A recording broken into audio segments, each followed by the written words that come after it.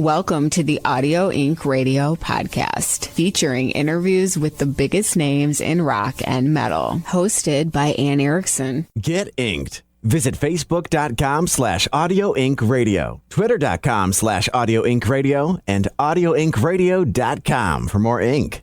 Whew, that's a lot of ink. It's AudioIncRadio.com. Do you remember who I am?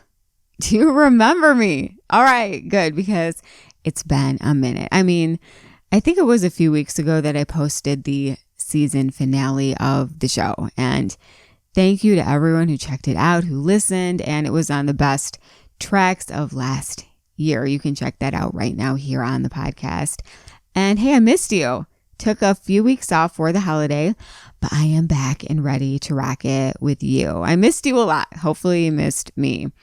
This year, it's going to be a little bit different. I always like to switch it up in the new season. I'm going to do more shows that are just me talking about music and life and stuff like that, because usually it's one great interview after the next. And there will definitely be more interviews here on the show, so don't worry about that. But I'm going to kind of sprinkle in, for lack of a better word, some of the shows that are just me talking about music.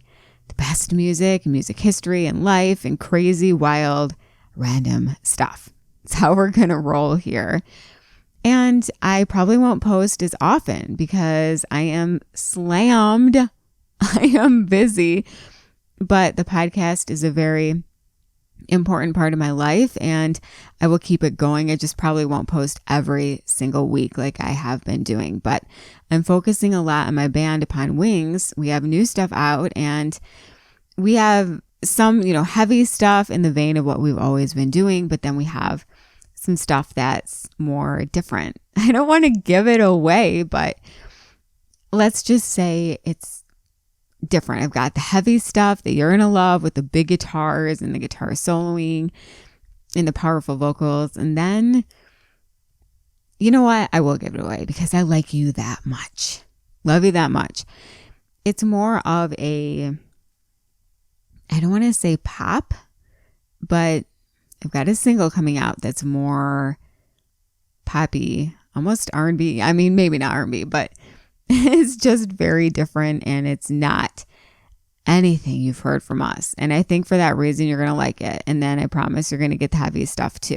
But got that going on and just all my different things. So I'm very excited to keep the podcast going strong this year. Maybe just not quite as many shows. Maybe every 2 weeks you'll get a new episode. Who knows? Maybe it will be every week. But I cannot wait to rock it with you in the new year. And for the debut show, I've got an interview with a great metal artist. I'm a big fan of metal. If you don't know that, then we need to hang out more because you obviously haven't been listening to the show or checking out any of my stuff because, I'm a huge fan of metal music. And I feel like one of the greatest thrash metal bands out there is Exodus. I feel like these guys are underrated. I mean, granted, they get a lot of attention and they are big and huge throughout the world, but they're not like a Metallica or a Slayer. But Exodus, their music is so good, and it keeps getting better and better as the year goes on. They released a new record at the end of last year, Persona non grata. I don't know if I'm saying that right, but I do just realize I actually rolled my tongue, which I could never do that. So I'm very proud of myself. But they've got that new record out, which is unbelievable. Okay. I actually had an advanced copy about 3 months before it was out.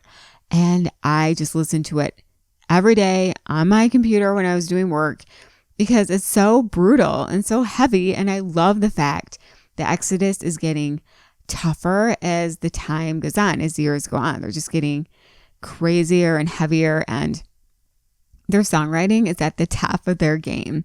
Very excited to welcome Zetro. I think I said that right, Zetro.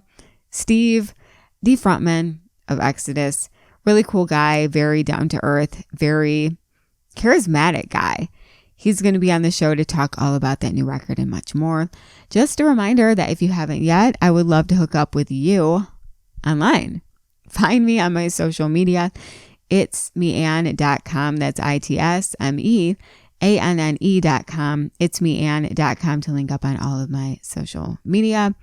Very easy, very simple. It's all up there. You can also just find me on Twitter and Snapchat at Anne Erickson, Instagram and TikTok at Erickson Anne. And I've actually been posting more on TikTok. Help me, please. What am I doing? But you can find all of that there. And Facebook, just search Anne Erickson. My page will pop up. Don't forget to subscribe to the podcast. If you don't yet, then you are naughty. I told Santa a few weeks ago, you're naughty. So go for it right now. Just search Anne Erickson or Anne Erickson on Audio Inc., wherever you rock out to podcast. Hit subscribe and you'll be instantly notified of the next big show. And I promise it will always be worth the listen. And finally, one more thing, check out my Patreon page. And you can find the link in the show description. It's a great way to support the show. I definitely appreciate all of your amazing support. Check out my band, Upon Wings, at uponwings.com. Follow us on Spotify. New music soon. All right. There is all of the business. Now, are you ready? I thought so. Let's get into it right now with Steve from Exodus. What's up, everyone? This is Steve Zetro Souza from Exodus, and you're listening to Audio Inc. Radio with Anne Erickson. So crank it up loud.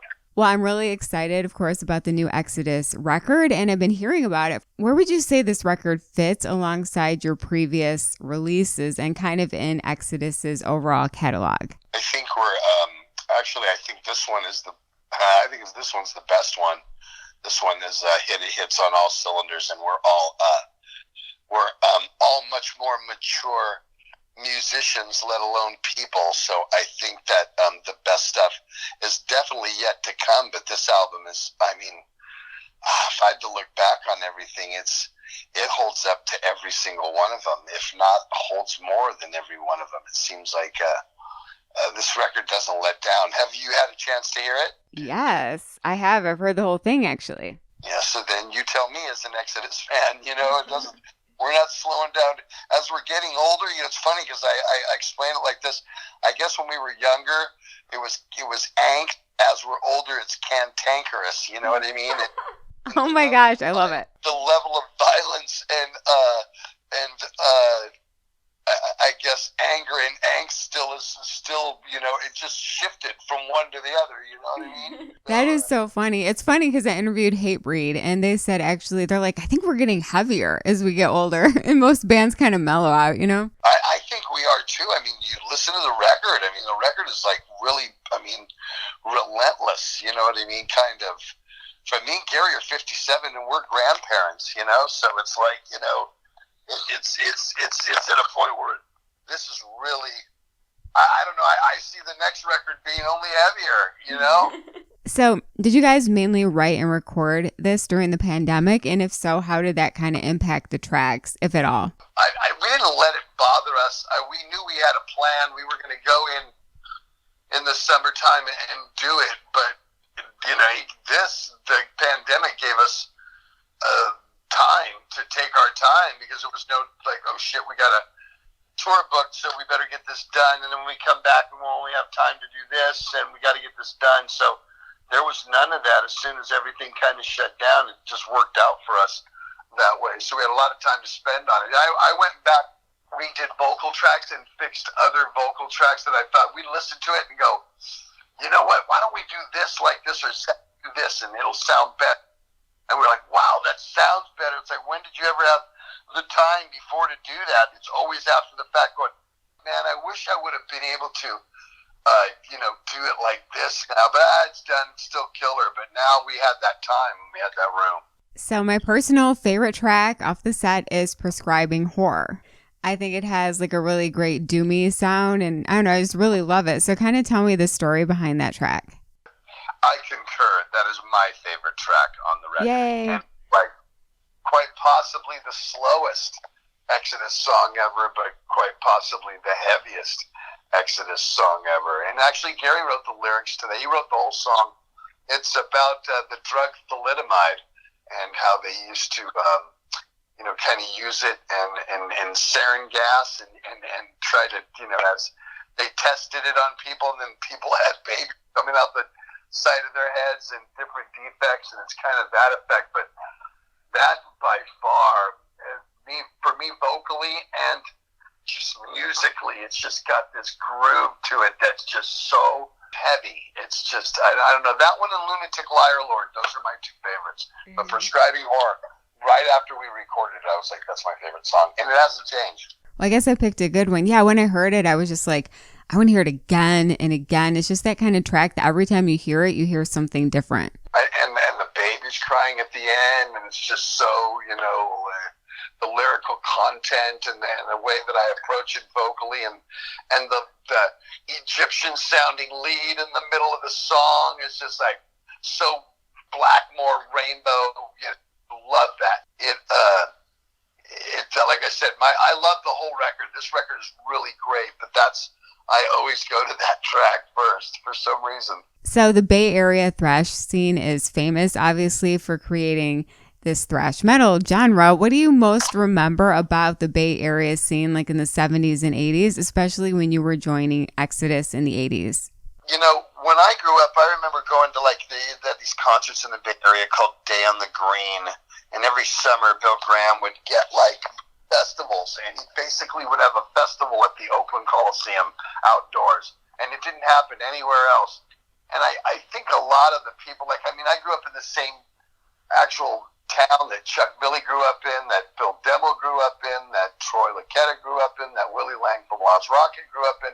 So I think us as kids were very much exposed to rock and roll, or hard rock and roll. I can remember always listening to Zeppelin or Alice Cooper or something, even in the 70s, before there was it was really called heavy metal.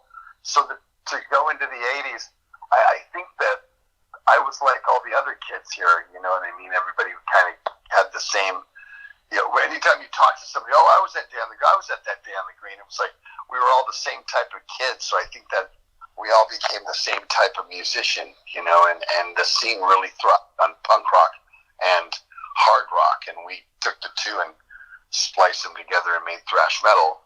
That's why Metallica was from LA. They moved up here when they saw what the bands up in the Bay Area were doing.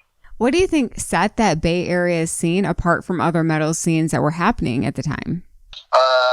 13 killer bands deep, you know what I mean? It was like Violence, Forbidden, Death Angel, Exodus, Legacy, Metallica, Mordred, Blind Delusion, Possessed. You could just go down the list of all the fucking killer thrash bands. There wasn't a city in the world that had that many bands that deep with that many. One night you'd be on a Friday night and it'd be Possessed, Death Angel, Legacy, and then the next night it would be Exodus and Blind Delusion and Hellhammer. And then next week it'd be Lars Rocket, Slayer, and Legacy. And then Saturday night it would be Possessed, Blind Delusion, and everybody played with each other. Every week there was something going on. So there was always, the scene was very close-knit, and if you were in a band in it, you were definitely in the middle of it, And so I think, I didn't even look at it, honestly, because I never traveled before that we only stayed in the Bay Area. I thought every city had 15 killer thrash bands deep, who knew, I didn't know we were so spoiled. You mentioned Metallica, and I'm wondering, do you keep in touch with, any of the bands from that Bay Area scene? I know that you do, obviously, Death Angel, because you're going on tour with them, and you've got that tour with Testament on the way, but all the other bands that you mentioned, do you guys still kind of keep in touch and feel like kindred spirits? Everybody does. Even Metallica. Metallica come out like last when we were on Bay Strikes Back tour in Europe in 2020. Kirk came to the Paris show. So we still keep in touch. Tom will talk to Lars every once in a while. Tom will talk to Kirk. Gary will talk to Kirk. When we see each other, we all know that we're like, hey, what's up? Like, we went through this all battle together, and we're all still here kind of thing. But everybody's Violence. I'll see those guys. I see Bill. I'll see any of the, Craig from Forbidden. I'll see everybody's close. Everybody's still, and if anybody needs any help, everybody else is right there to do it. That's really nice to hear. I mean, I think that says something about heavy metal in general. I've always felt like we have a really good community, both bands and fans, when it comes to heavy metal. It doesn't exist without each other. It's the only form of music that has to have both. The musicians won't, we couldn't survive without the fans, and the fans are going to get it anywhere else because there's no media that plays it for them. Nobody cares. So we have each other, which is fine. You know what I mean? That's why I don't care. And I've always said, I don't need the fan that's going to... You never heard a guy come up and go, yeah, man, I was in a Slayer like last summer. That doesn't happen. You know what I mean? Like, you're either fucking metalhead or you're not, So, I mean, look at Rob Halford.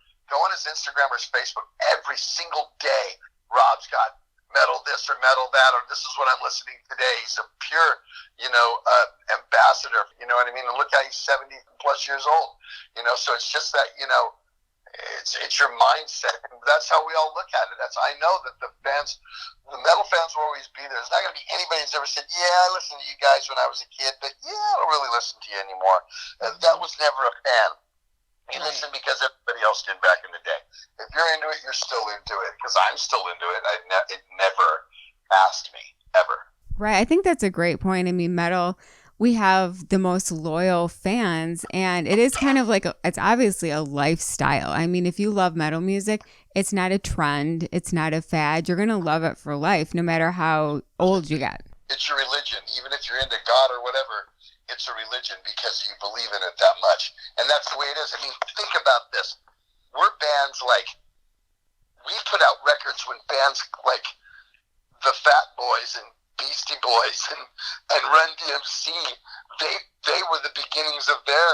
Do you see any of those types of bands? And I'm just using that genre as an example. Still putting out quality rap music that people are selling out places to go listen because their new album is so great. It doesn't work like that. Not in any other form of music. Metal's the only one. I mean, look at Maiden's new record, Kicks Ass. You know what? It's like, come on. Priest's last record, Firepower, probably the best record they've done in the longest time, and not saying that any of them aren't any good. I'm just saying, it's just, I don't know. Metal gets better as long as the people still love it and still believe in it, you know what I mean? Especially the guys doing it like myself. Well, yeah, and as you mentioned, not only Judas Priest and Iron Maiden, their newest records are possibly, their strongest, but Exodus, you guys too. I mean, the new record is so good, and you, of course, are going to take it on tour with Testament and Death Angel. So what a great bill. Tell me about kind of how this tour came together and what makes it special. Well, it's like the world gets to go to Ruthie's Inn one night, find out what it was like back in the day with 3 Bay Area bands bringing it, and 3 of the Bay Area bands that bring it every night, so it kind of gives you a taste of what the Bay Area was like I was saying earlier, how the scene was so cool, because you'd go see Death Angel, Exodus, and, Legacy when I was in the band, and on one bill, and that was like, at a Friday night in Ruthie's Inn for $7, so to have that, to go out and do that, plus, we still keep in touch. Everybody does. I mean, I know all those guys. I talk to Chuck all the time. I still write music for Testament. I do on every record, even up to now. I've written at least one song on every album. So it's just the closeness. That's why it's going to be fun for everybody. Who got to see this in Europe last year was doing backflips. America's going to have the same. They're going to want more. This will probably end up like 2 and 3 legs long because there's a lot of markets we're not hitting on this. And how do you think the new record is going to translate live? Because this is your first time performing live with it. We're going to have to... Boy, I can't wait to rehearsals. I have to call you back after the first rehearsal and tell you how that's going to go. If we open with Persona, I hope everybody goes back in the dressing room 25 minutes before we go on and warms up, because that one's a blisterer right out of the gate. That riff is just killer, and Tom's just pounding his brains, and I'm blistering, screaming out of the first gate. The song's 9 minutes long, so if you open the tour with the first song on the album, that's usually why you do that. If that's going to be the case here, boy, everybody's going to have to get on their treadmill before we get out there. Oh no, I'll let you know, it's going to be a challenge. This one's heavy. This one, I don't know what we're going to play live. I'm sure we're going to play Beatings. I mean, we'll see. we'll see. They're all good ones. So I'm based in Detroit, and you guys are coming here to the Majestic. What do you think about Detroit, and what do you guys love about performing here? Because you know that we're a big rock town, a big metal town. There's one word for Detroit. You should know. What's the word for Detroit, young lady? Detroit, you say harpos. Harpos. I actually wondered about that, but you guys aren't playing harpos, so I wasn't going to say it. I'm just saying, when you think Detroit, that's what every band, if you ask somebody on the road Detroit, they'll go harpos. Right out of the gate. Right out of the gate. Oh, the greatest times are there. I mean, we have so much fun, and it's a great metal town. It's a great rock and roll town. Always has been. Great. Come on, Ed Nugent's from he's the Motor City Madman. We know that. Come on, we love that. Yeah, we can't.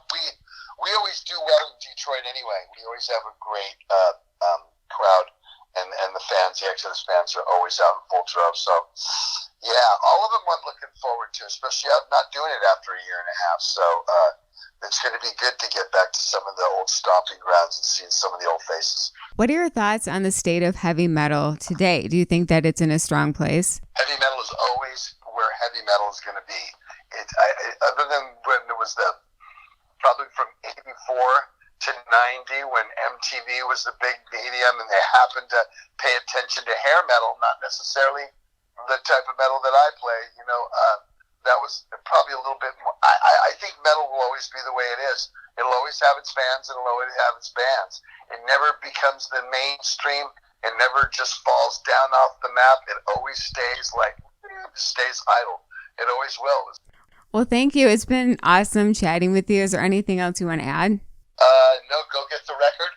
First one in 7 years. Thank you, Anne. A big happy thank you to Steve from Exodus for being an incredible guest on my show. What a great guy. Just really friendly, down to earth, kind of, charismatic. Talking to him, you just kind of hang on every word. And very cool to talk with him all about that new record, Persona Non Grata, which I did not succeed in rolling the R that time. I told you I've had a hard time rolling R's ever since I was a little kid, but very great album. Like I said, I had a copy about 3 months before the record was out, and I would listen to it on my laptop when I was doing work and stuff because it just is so good. It's heavy, it's well written, it's raw, it's aggressive in a good way, and I just really highly recommend it. If you haven't checked out the new Exodus yet, what are you waiting for? Go and check it out. It's Anne Erickson. You are on my show, The Anne Erickson Show on Audio Inc. Radio. This is the big season kickoff. I missed you when I was away in between seasons. I missed you from the bottom of my heart. It is great to be back here and rocking it with you. I would love to hear from you. Always hit me up on social media. Find me on all my socials. Just head to itsmeanne.com. That's itsmeanne.com. itsmeanne.com to link up on all of my social media. Direct, you can find me Twitter and Snapchat at Anne Erickson, Instagram and TikTok at Erickson Anne. And I don't know what's gone into me, but I have been doing more of the TikTok videos, just a little bit. I don't know, kind of scary. Go check it out. And you can also just search Anne Erickson on Facebook and my page will pop up. You can give it a like, message me and chat with me because I would love to hear from you if you listen to the show. Don't be shy. I promise I don't bite. Hit me up and let me know what you want to hear on the show. As I mentioned, I'm going to do some kind of different stuff this time around. We'll still have interviews with the biggest names in rock and metal because that is the core of the show. I mean, we've had everyone from members of Pearl Jam, Def Leppard, Exodus, which you just heard, and many, many more. But on top of that, I'm going to do some shows where I just kind of talk about life, my life, what I'm going through, and talk about music because music is such a huge part of my life, and I know it's a big part of your life. It's going to be different. It's going to be fun. Buckle up for the ride because it is going down right now.